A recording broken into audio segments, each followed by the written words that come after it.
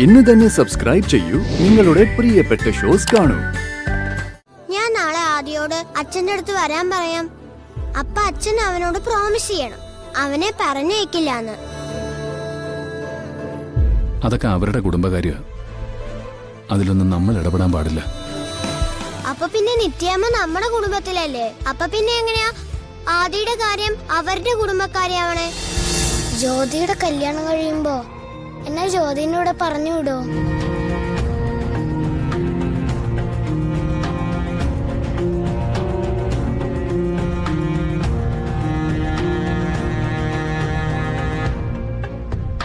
അയാളില്ലേ ആ ജ്യോതിയെ കാണാവുന്ന ആള്, കളക്ടർ? അയാളെന്നല്ല, അത് മോന്റെ അച്ഛനാ. എനിക്കങ്ങനെ ആരും വേണ്ട നിത്യാമ്മ. എനിക്ക് ജ്യോതിയുടെ പോവാൻ വേണ്ട. ആര് പറഞ്ഞാലും നിത്യാമ്മ എന്നെ വിട്ടുകൊടുക്കില്ലെന്ന് പറ നിത്യാമ്മ.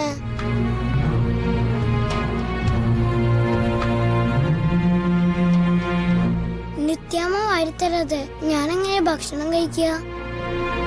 നിത്യാമ്മയുടെ കൂടുതലുണ്ട് ഞാനെങ്ങനെയാ ഉറങ്ങാ?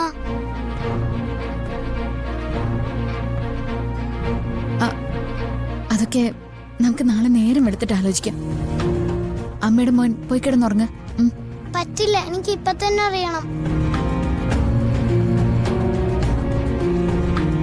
നിത്യമ്മയുടെ കൂടെ നിക്കണ്ട, അവരുടെ കൂടെ എന്റെ അടുത്ത് പോവാൻ പറഞ്ഞുണ്ടല്ലോ. ഞാൻ എവിടെങ്കിലും ഓടിപ്പോവേ, പിന്നെ ഞാൻ ഇങ്ങോട്ട് തിരിച്ച് വരികയില്ല. വേണ്ട വേണ്ട, ഓടിപ്പോന്ന കാര്യമൊന്നും പറയണ്ട. 2 പേർക്കുണ്ട് ഇങ്ങനൊരു പറച്ചില്. നിനക്കും കല്യാണിക്കും.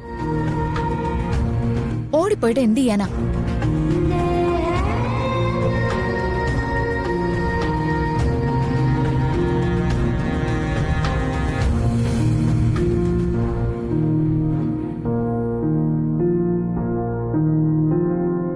മോന് വിഷമായോ?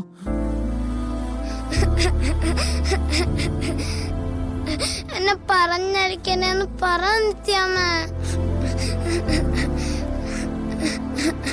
നിത്യാമ്മയുടെ അടുത്തുനിന്ന് പോയാ ഞാൻ ചത്തുപോവും.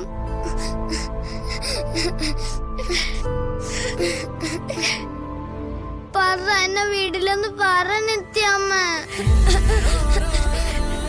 ഇല്ല മോനെ, നിത്യമ്മ മോനോട് പോവാൻ പറയില്ല. മോൻ പോയ പിന്നെ നിത്യമ്മയുടെ ജീവിതത്തിന് അർത്ഥമൊന്നും ഉണ്ടാവില്ല.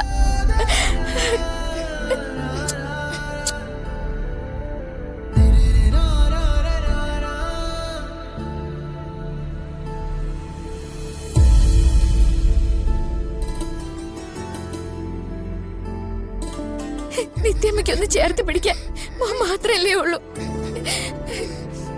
മോൻ നിത്യമ്മയുടേതാ, വേറെ ആരുടേതും അല്ല.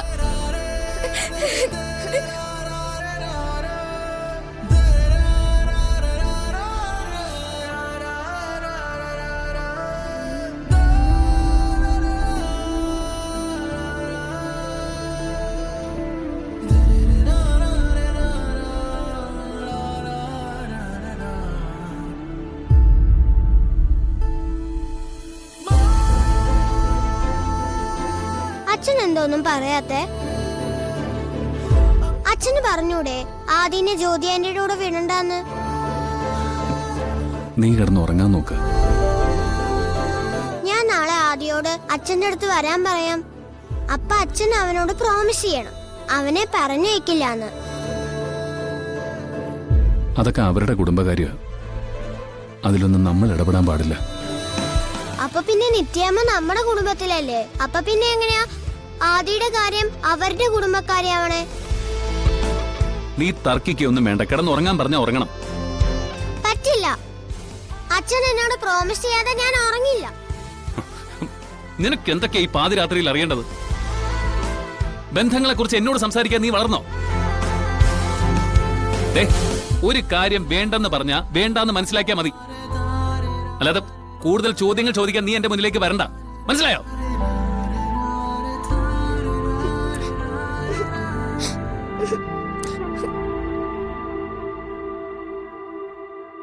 കുറെ കാലമായി എല്ലാരും കൂടെ ചോദ്യങ്ങൾ ചോദിക്കാൻ തുടങ്ങിയിട്ട്.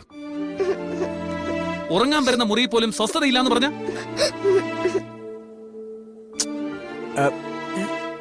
എടാ ഹരി, നീ വാതിലൊന്നും തുറന്നേ.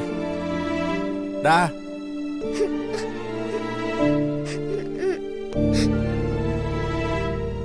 ഹരി, വാതിൽ തുറക്ക്. ആ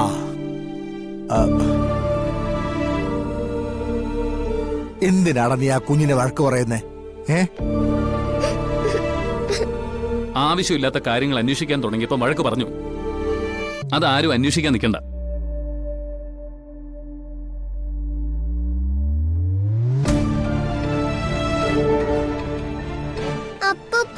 ഓ അയ്യോടാ, എന്തിനാ കരയുന്നേ? ആദ്യം നിത്യാമ്മയുടെ അടുത്തുനിന്ന് പോവാൻ പറ്റില്ല എന്ന് പറയാ. അച്ഛനോട് അവനെ കുറച്ച് സമാധാനിപ്പിക്കാൻ പറഞ്ഞതാ. അതിനാ ഇത്രയും ബഹളം വെച്ചത്. പോട്ട് മോളെ, കരയാതെ. അച്ഛൻ എന്നോട് അങ്ങനെ ദേഷ്യപ്പെടാറില്ലല്ലോ. ഇപ്പൊ എന്താ അച്ഛന് പറ്റിയേ? അച്ഛൻ ഇപ്പൊ എന്നോട് ഇഷ്ടമില്ലേ? അയ്യേ, ആര് പറഞ്ഞ്? മോള് കരയാതെ ചെന്ന് കിടന്നോ കേട്ടാ. അച്ഛനെ, അത് 100 കാര്യങ്ങള് ആലോചിച്ച് നടക്കുന്നതല്ലേ. അത് എന്തെങ്കിലും ആലോചിച്ചോണ്ടിരുന്നപ്പോഴായിരിക്കും മോൾ ഈ കാര്യം എടുത്തിട്ടത്. അയ്യേ, മോള് വിഷമിക്കാതെ കേട്ടാ. കുറച്ച് കഴിയുമ്പോഴത്തേക്ക് അച്ഛൻ മോളെടുത്ത് വരും, മോളെ സമാധാനിപ്പിക്കുകയും ചെയ്യും കേട്ടാ. മോളിപ്പോ കരച്ചിൽ നിർത്തി പോയി കിടക്കാൻ നോക്ക്. ചെല്ലേ, ചെല്ലടാ.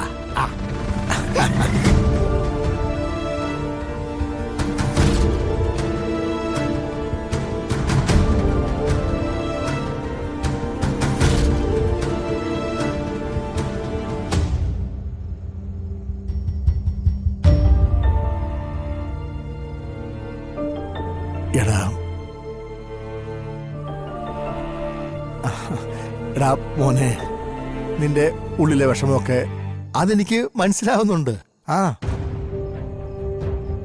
പക്ഷേ അത് തീർക്കുന്നത് ആ കുഞ്ഞിനോടല്ലല്ലോ. മോളെ, അവളാകെ പേടിച്ചുപോയി. നീ ഒരു കാര്യം ചെയ്യ്, നീ ഒന്ന് പോയി സമാധാനിപ്പിക്ക്. ചെല്ലേ.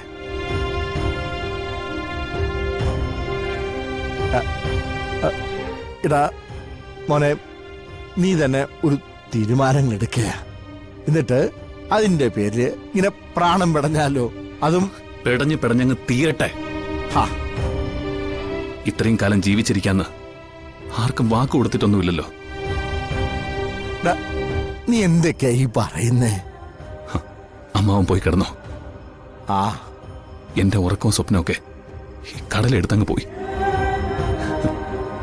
ചിലത് കടലെടുത്താലേ തിരകൾ തിരിച്ചു കൊണ്ടുവരുമെന്ന് പറഞ്ഞു കേട്ടിട്ടുണ്ട്. എനിക്ക് ആ പ്രതീക്ഷയില്ല. പോയത് പോയി.